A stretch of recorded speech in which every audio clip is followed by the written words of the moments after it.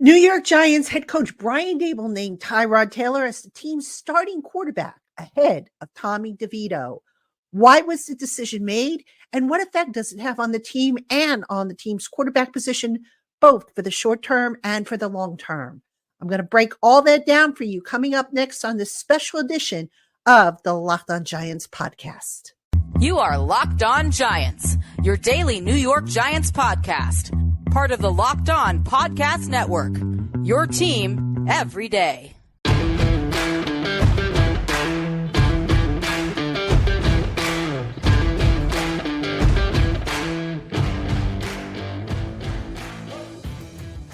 This episode of the Locked On Giants podcast is brought to you by PrizePicks. Go to prizepicks.com/LockedOnNFL and use the promo code LockedOnNFL for a first deposit match up to $100. That's prizepicks.com/LockedOnNFL for a first deposit match up to $100. Hello, New York Giant fans, and welcome to a special edition of the Locked On Giants podcast, part of the Locked On Podcast family, your team every single day. I'm Patricia Trader, your host, P-Train, credentialed member of the New York Giants media, and of course, a writer over at GiantsCountry.com, part of the SI Fan Nation network of sports sites. So hope you check that out. And a big welcome in to all my everydayers, my Blue Crew community, my newcomers, and everybody in between. Appreciate you guys and gals, your love, and thank you so much for making us your first listen of the day, or if you watch on YouTube, your first watch of the day. And on today's special edition of Locked On Giants, the Giants made a decision regarding their quarterback. They're going to go with Tyrod Taylor this weekend against the Los Angeles Rams. Now, the decision, in having thought about it, not much of a surprise, but some people have reached out to me on Twitter and Instagram and threads and are like, why? What went into this decision? What does this mean for Tommy DeVito? What does this mean for Tyrod Taylor? And what does this mean for the quarterback position going forward? So on today's program, going to try and answer all those questions. So we got a lot to cover. Let's get right into it.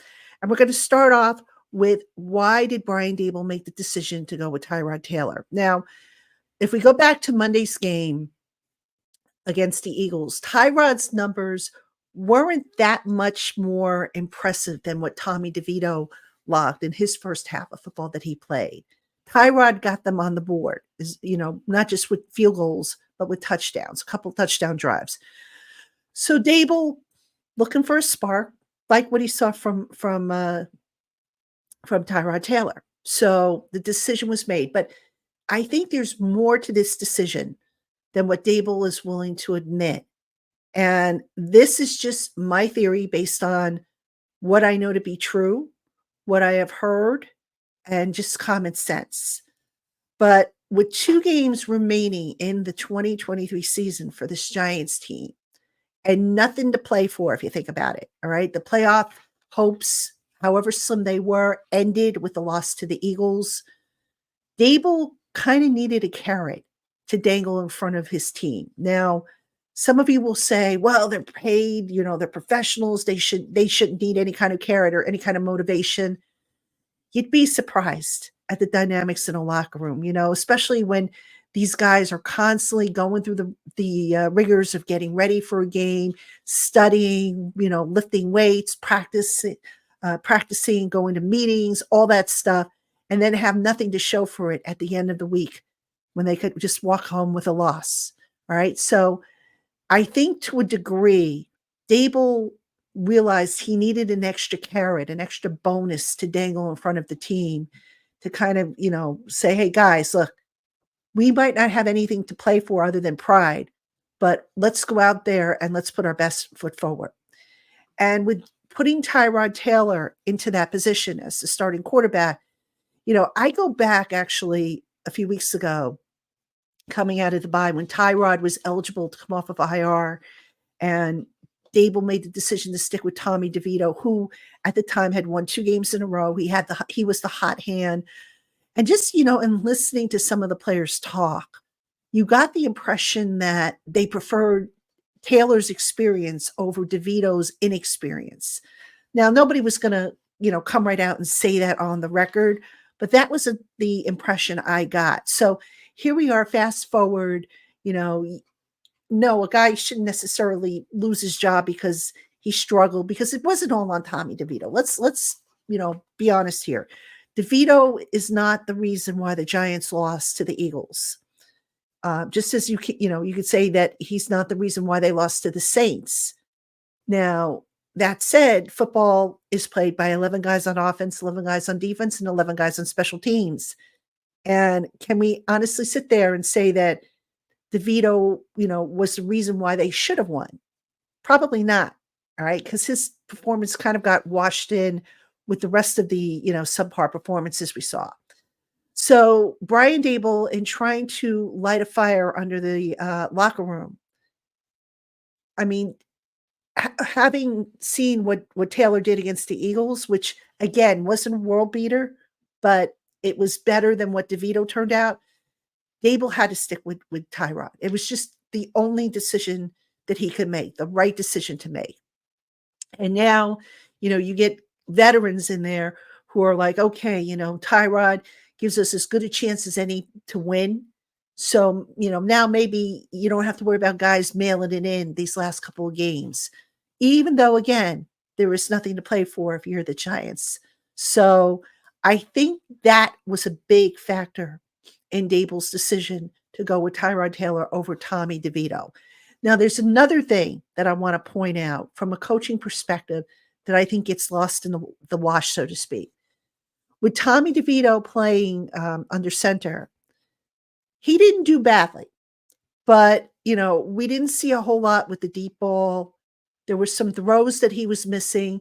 And if you're the coaching staff and you're still trying to evaluate what you've got in Jalen Hyatt, who hasn't really seen a whole lot of passes thrown his way of late, if you're still trying to figure out exactly what you have in Wan'Dale Robinson, Darius Slayton, and the other, young receivers that you have on this team, doesn't it make sense to put a quarterback in there who's a little bit more experienced, who can throw the ball a little bit better and put the ball where it needs to be to let these, to determine what you've got with these receivers? So I think that was another factor in Daboll's decision.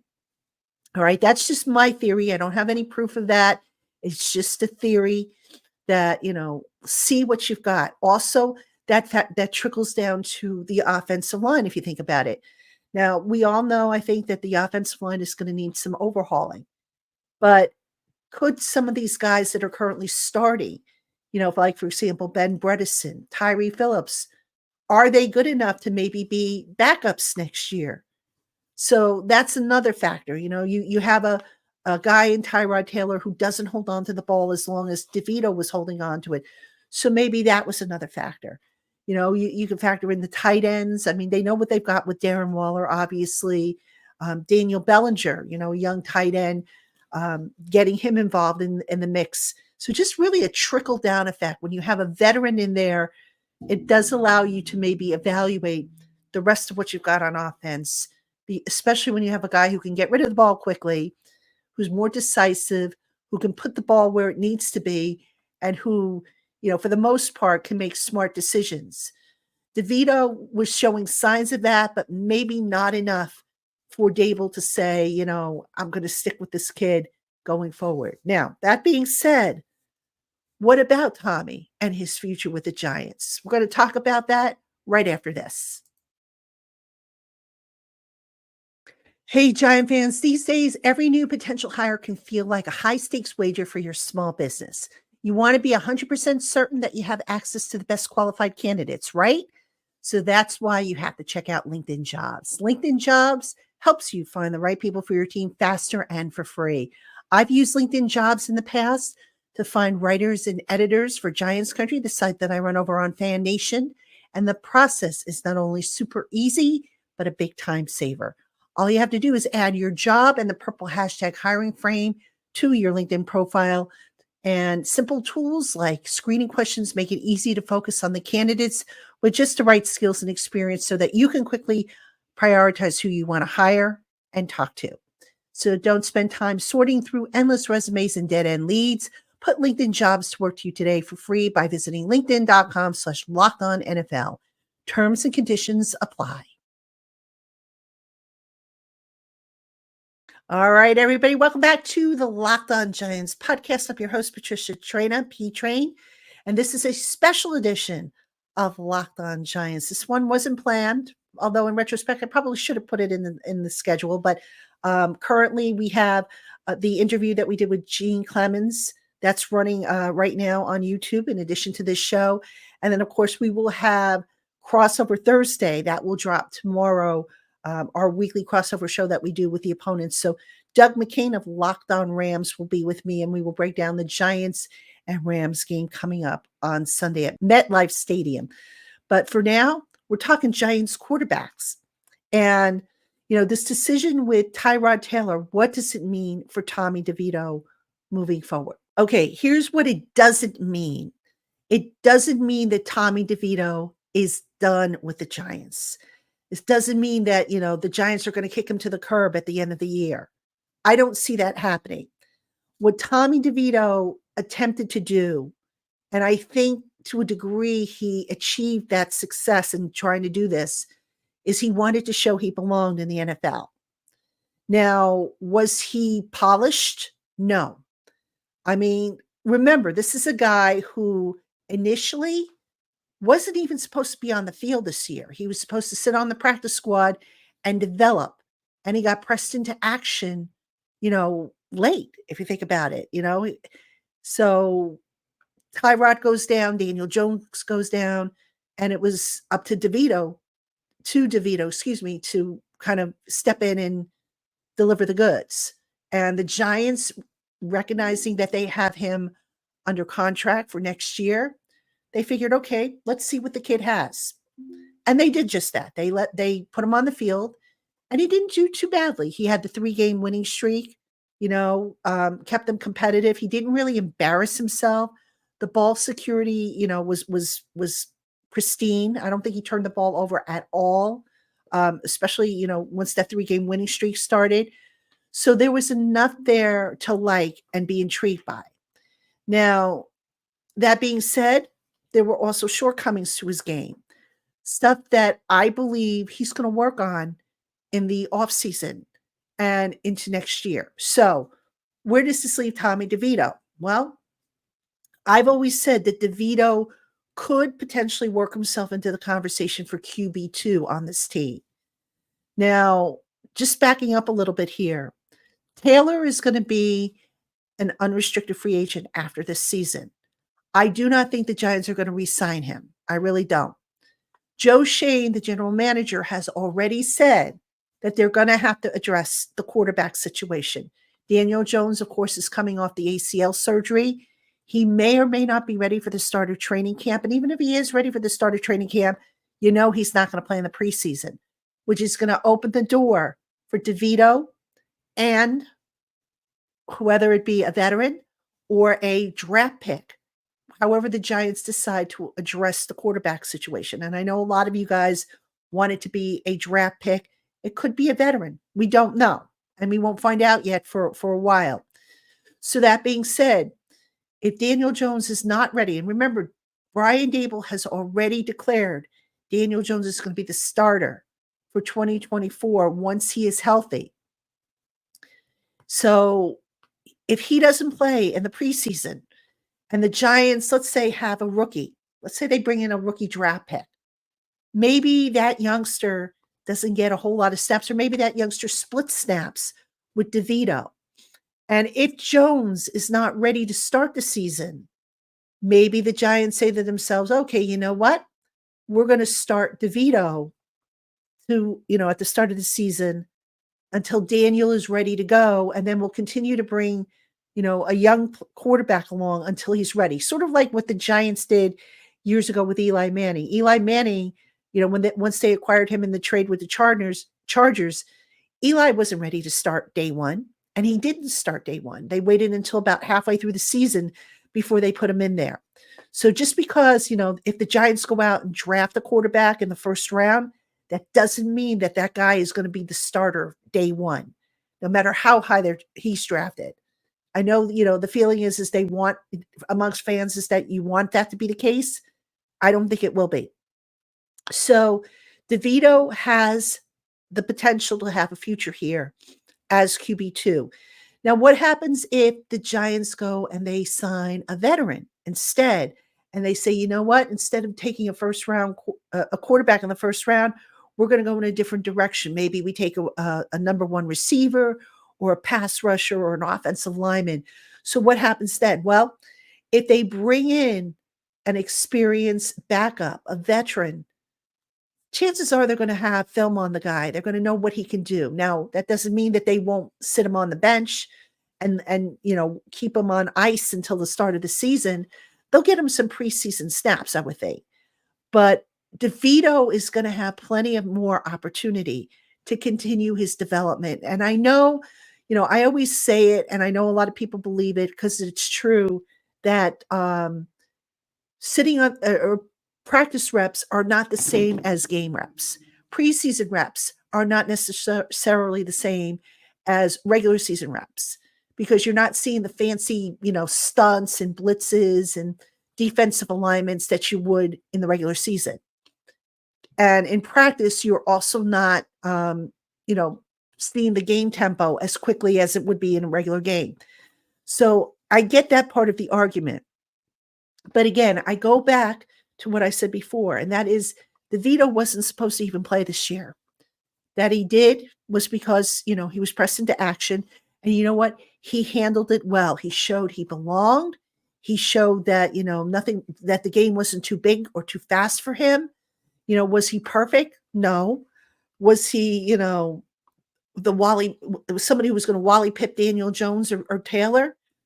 Not necessarily. So the Giants, as far as the quarterback position goes, they do need to address it. They do have some question marks, but DeVito is going to be part of the solution moving forward, whether that be as QB2 or, again, depending on how the draft shakes out and free agency shakes out, he could go back to QB3.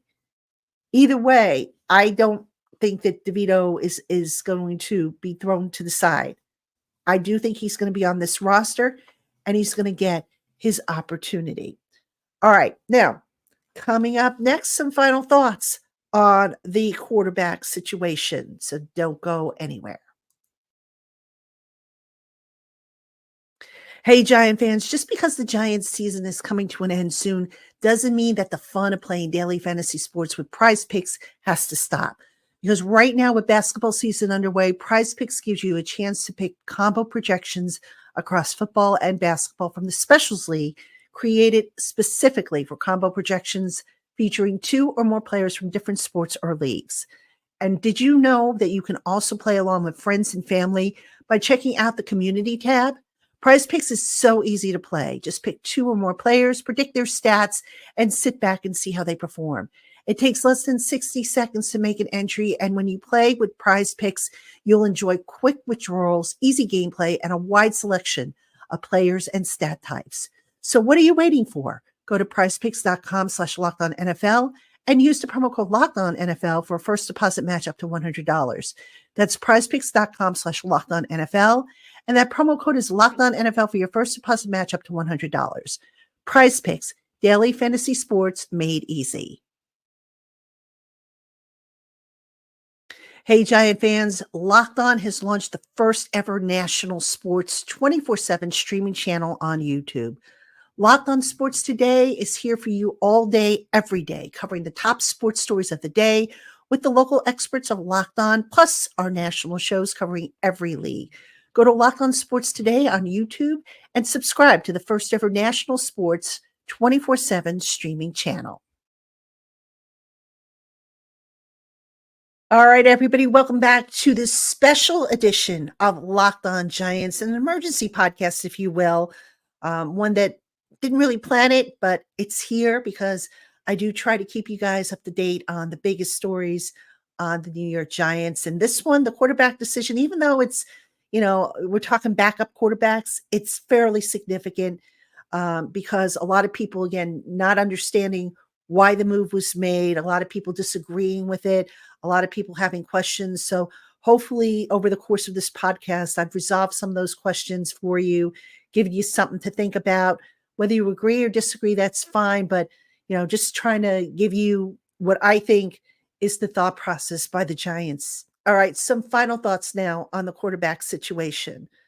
When I opened up my Twitter account, or X account, I should call it X now that that's what it's called, people were still saying, the Giants, they're putting Tyrod Taylor in. What are they trying to do? They should be tanking. They should be going with DeVito. They should improve their draft stock. Guys, I've said this before, and I'll say it again. Just because you have a high first-round draft pick does not guarantee that you will have a stud player. We have seen it so many times with this organization. Eric Flowers didn't work out. Eli Apple didn't work out. You can maybe make an argument that Daniel Jones is tethering on, not working out for this organization, although that for a different reason.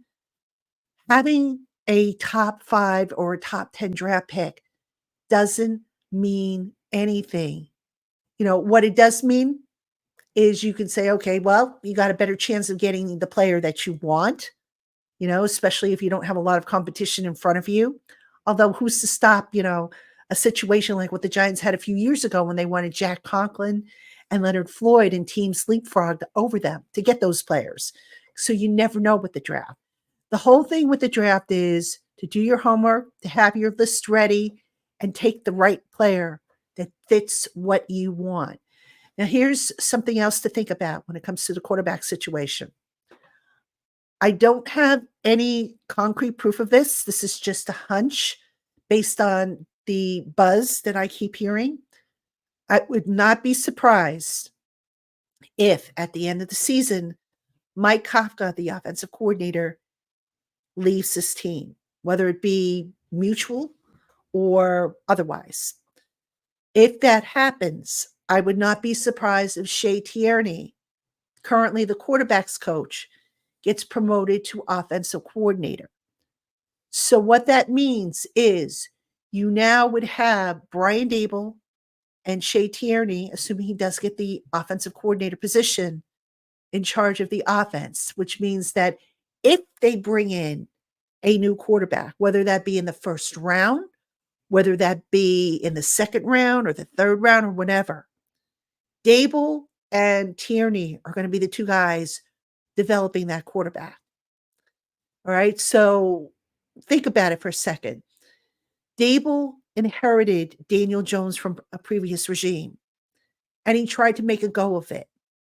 And Daniel, to his credit, did everything possible, everything he was asked to do, and then some. Injuries, however, are a problem with him, as well as his processing time and how slow that could be. So if you don't think for a second that if the Giants were to get another quarterback, that Daboll's not going to take a strong hands-on approach to developing that youngster, think again, because that's what's going to happen. And I think along those lines, it's going to affect Tommy DeVito, who, they obviously liked enough to bring in. So Daboll and Tierney will continue, developing that DeVito.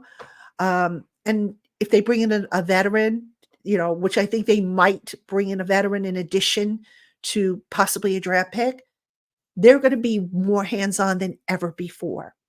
All right. So it's kind of like starting from scratch with the quarterback situation, if you think about it next year, even though Daniel has already been named the starter by Daboll. And I still say Daboll did that to give Daniel something to, kind of look forward to, rather than to say, we'll just wait and see. I mean, I personally think Daniel should have to compete for the job, but I think they just figured, okay, you know what, we'll throw him a bone. We'll let him compete. We'll let him know that he has the job and it's his to gain or lose. And remember, the Giants, if they want to, they can get out of Daniel's contract after next year. So, we'll have to see how that all plays out, because obviously right now the wild card is he going to be well enough to start the season? And if not, do they go with DeVito? Do they go with a draft pick if they have a draft pick, or do they go with a veteran? So there's a lot of stuff that needs to sort itself out, a lot of dominoes that need to fall into place. with the quarterback situation. We do know that it's going to get shaken up, but as far as the decision for the short term, it's a decision that was made to give the Giants locker room a shred of hope that all the time and effort that they're putting into getting ready for these last two games isn't going to go, to the wayside.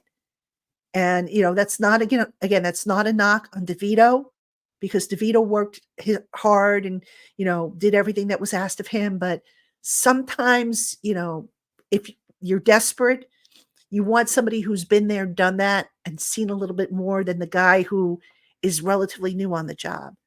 And I think that is, just the bottom line when it comes to the decision. So, all right, Giant fans, that's going to do it for this special edition of Locked On Giants. Again, I want to thank you for tuning in. Don't forget, we have Crossover Thursday. That's going to be with Locked On Rams co-host Doug McCain. So that'll be dropping on Thursday. And also check out my interview with Coach Gene Clemens. I know some of you love him, some of you hate him, but you know what? He had some really interesting takes, I thought, on the show. Our show actually went double the amount of time that it had to. So it was like a 50-minute interview, but some good stuff in there if you have the time to listen to that. So anyway, thank you for listening. And as always, we will see you tomorrow.